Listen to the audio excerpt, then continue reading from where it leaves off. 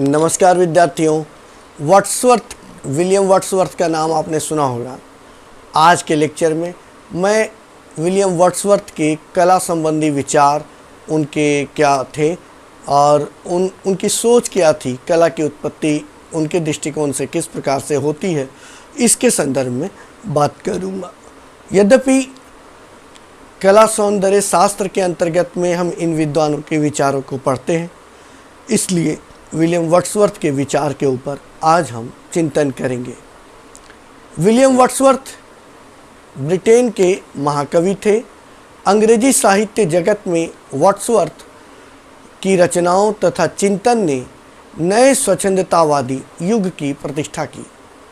William Wordsworth का जन्म 7 अप्रैल 1770 ईस्वी को हुआ था और 23 अप्रैल 1850 में इनका निधन हुआ। यह एक प्रमुख रोमांचक कवि थे और स्वच्छंदतावादी विचारधारा के समन्वयक के रूप में जाने जाते हैं। उन्होंने सैमुअल टेलर कॉलरिज, जो इनके समकालीन कवि थे, उनकी सहायता से अंग्रेजी साहित्य में संयुक्त प्रकाशन में गीतात्मक गाथा गीत के साथ रोमांचक युग का आरंभ किया था। वर्ड्सवर्थ की प्रसिद्ध रचना द प्रेल्यूड है, जो कि एक अर्ध आत्मचरितात्मक कवित्व माना जाता है। विलियम वर्ड्सवर्थ तथा कोलरिज दोनों ही कवि और समीक्षक के रूप में स्वच्छंदतावादी विचारधारा के प्रवर्तक हुए। उनके साझा काव्य संकलन लिरिकल बैलेट्स है, जो 1798 ईस्वी में प्रकाशित हुआ था। वर्ड्सवर्थ ने 1800 ईस्वी के इसके संस्करण में एक भूमिका जोड़ दी थी, जो अत्यंत महत्वपूर्ण है। इस भूमिका में कवि ने काव्य और काव्य भाषा के संबंध में अपने विचार प्रस्तुत किए थे। वर्ड्सवर्थ कवि थे, आलोचक नहीं। वे काव्य रचना करते थे और उनके साहित्य शास्त्रीय विचार अपने काव्य को ही लक्ष्य करके कहे गए थे। काव्य कला को परिभाषित करते हुए इन्होंने कहा है कि सभी उत्तम काव्य सशक्त भावों या अनुभूति का सहज उच्छलन है। अब यहाँ के शब्दों को थोड़ा मैं व्याख्यायित करना चाहूँगा। भाव का अर्थ अनुभूति से है और सहज का अर्थ स्वतः प्रवृत्ति या स्वतः सिद्ध, अनायास। उच्छलन का अर्थ है अधिक भरने पर छलक जाना। जैसे घड़े में पानी अधिक भरने पर छलक जाता है, वैसे ही भाव जब अधिक मात्रा में कवि या कलाकार के हृदय में भर जाता है तो वो छलक जाता है। इस प्रकार कवित्व जो है छलक जाने का प्रसंग में, इस प्रसंग में वर्ड्सवर्थ ने निष्कर्ष निकाला कि जब प्रकृति स्वयं मनुष्य मन को प्रसन्न रखने के लिए सजग रहती है, तो कवि को भी इस शिक्षा से लाभ उठाना चाहिए और तदनुसार अपने पाठक को या कला श्रोता को या फिर जो भी दर्शक हो, उसको वह भाव संप्रेषित करे जो भाव कवि के स्वस्थ एवं सशक्त मन वाले हों और पाठक को भी सदा आनंद से पूर्ण करे। विलियम वर्ड्सवर्थ के अनुसार रचना प्रक्रिया क्या है, अब हम उसके विषय में जानते हैं। विलियम वर्ड्सवर्थ ने काव्य रचना के क्षणों में सजग भावावेग को महत्वपूर्ण माना है, परंतु वह निरी भावुकता के समर्थक नहीं है। अतः उन्होंने अतीत में जगे हुए किसी भावावेग के सदृश भाववेग के पुनः प्रदीप्त होने के पूर्व उस भाव पर चिंतन मनन का विशेष उल्लेख किया है। अतः किसी प्रत्यक्ष वस्तु से अर्थात प्राकृतिक दृश्य या घटना आदि को देखकर संवेदनशील कवि या कलाकार के मन में किसी भाव या भावों का उदय होना काव्य रचना के लिए एक अनिवार्य उपादान है। परंतु जब उस वस्तु के परोक्ष जाने पर या दूर हो जाने पर फिर कभी शांति के क्षणों में कवि का उसी भाव पर चिंतन मनन करना, या कलाकार का कोई वस्तु को देखा और उससे 2-3 दिन 4 दिन बाद अकेले शांत में बैठा हुआ उस पर चिंतन मनन कर रहा, उसके परिणाम स्वरूप मूल भाव के सदृश या भावों का उदय होना या उन भावों का उच्छलन होना, या उन भावों की काव्य के रूप में या कला के रूप में अभिव्यक्त होना ही उनके अनुसार काव्य रचना की प्रक्रिया है।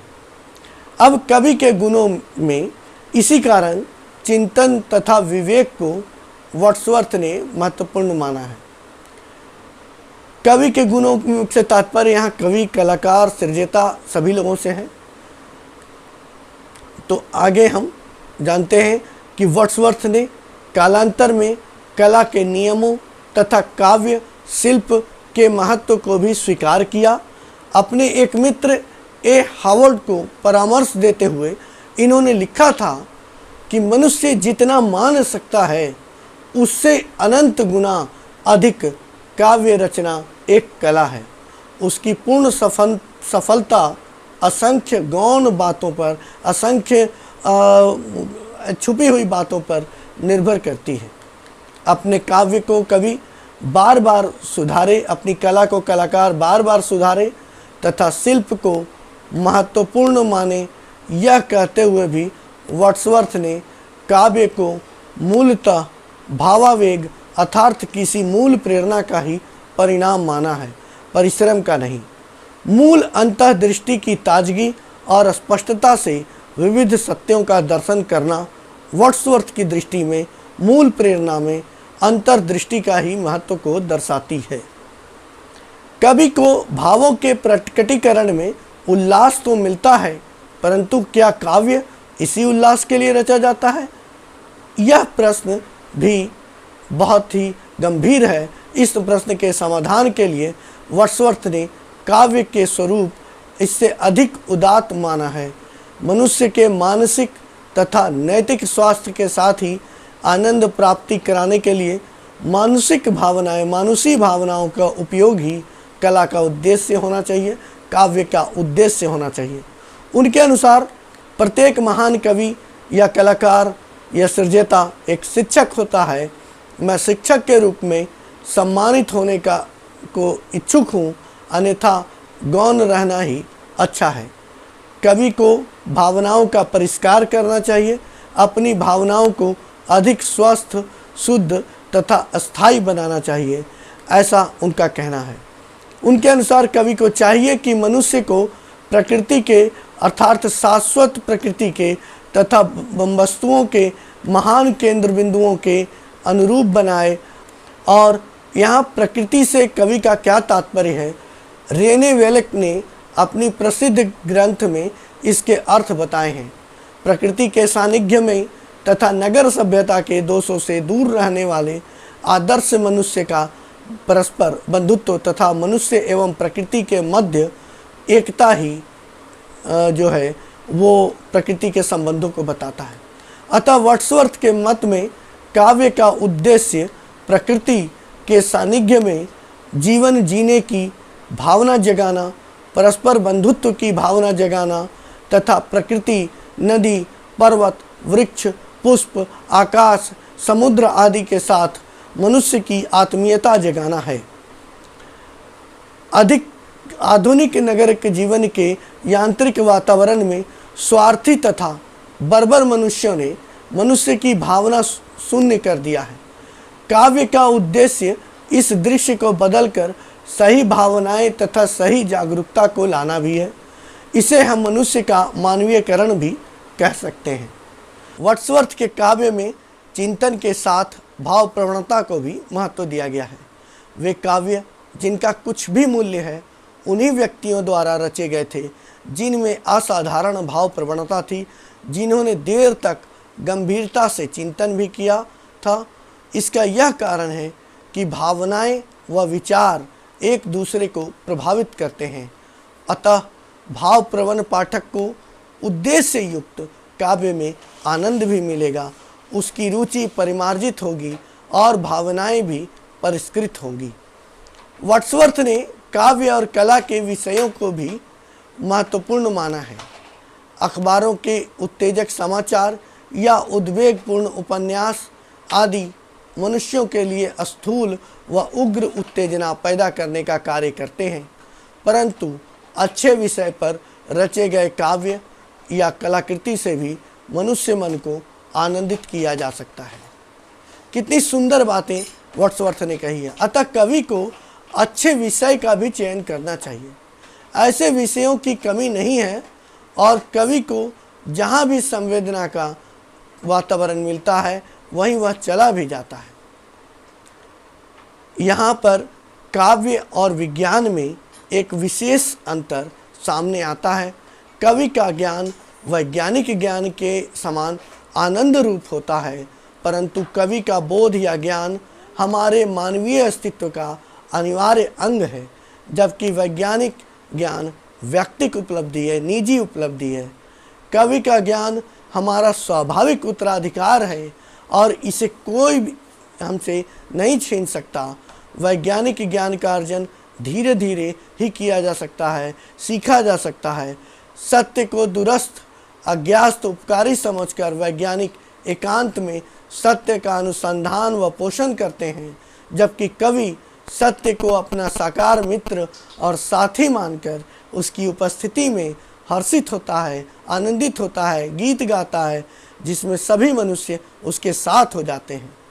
विलियम वर्ड्सवर्थ के विचार दर्शन में काव्य समस्त ज्ञान का प्राण और आत्मा है। कवि मनुष्य प्रकृति की प्रतिरक्षक चट्टान है, उसका पोषक है। कवि आत्मीयता के साथ ही हर स्थान पर जाता है।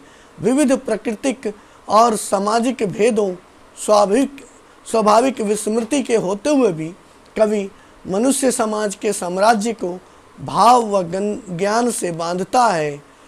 काव्य समस्त ज्ञान का प्रारंभ भी है और अंत भी है।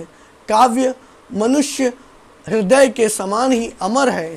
काव्य में सरलता के प्रतिपादक वर्ड्सवर्थ के मत में उदात्त धारणा वाला कवि या कलाकार क्षणिक और अनावश्यक अलंकारों का उपयोग करके अपने चित्रों की पवित्रता और सत्य को नष्ट नहीं करेगा।